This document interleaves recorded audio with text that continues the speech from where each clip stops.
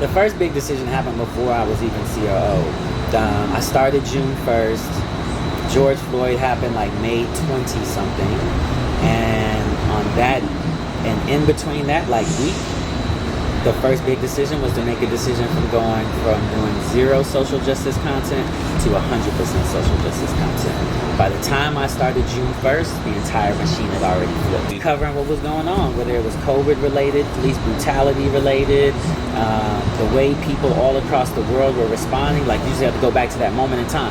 Protests were happening in every city, you know what I mean? World. All over, exactly. So we just stayed on that. And while most people came in for a day, some people came in for a week, we just locked in and decided to put advertiser revenue on the back burner, everything on the back burner, and just focus on what our people needed, which was giving them information and education during one of the craziest times in history. How did any advertiser at the time react to that content? At that point in time, brands were super skittish around running around social justice content, which is why we had to put them on the back burner. So while they, I don't think we really lost anyone because we did it, all of their flights, none of them could happen while we were in social justice mode, right? Full time. Then as we started dialing back to like 50% social justice, 50% everything, you just have to imagine, like, what does your feed look like when it's like, protest, George Floyd, black people aren't getting this, and here is an ad by a portrait, you know what I mean? Like it car. Just, yeah. Like it didn't work, and so like we were like, yo, we're only gonna do what works for our audience,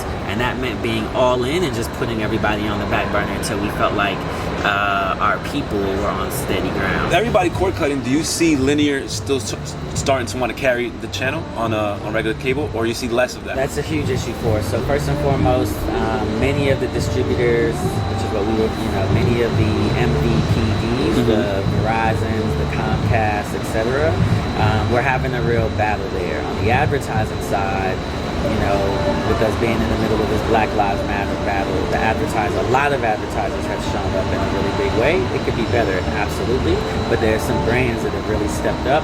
On the distributor side, you can't find it. And so we have great relationships with, I always celebrate the people who are doing right by us. Comcast, AT&T, and Charter is there. Goes back to the conversation we had about Facebook and Google taking up all the money on the internet. That's the same thing. On digital, it's 3 companies that make 75% of the money, and then it's like 10 companies that make the next 10%, so that gives you the 85, and then everybody else in digital in the entire world is competing for the remaining 15% of the money. Okay. Are going to start being on Roku's, Apple TVs. How would I log in? If I don't, let's say I don't have a linear cable subscription to watch it, how would I log in? Yep.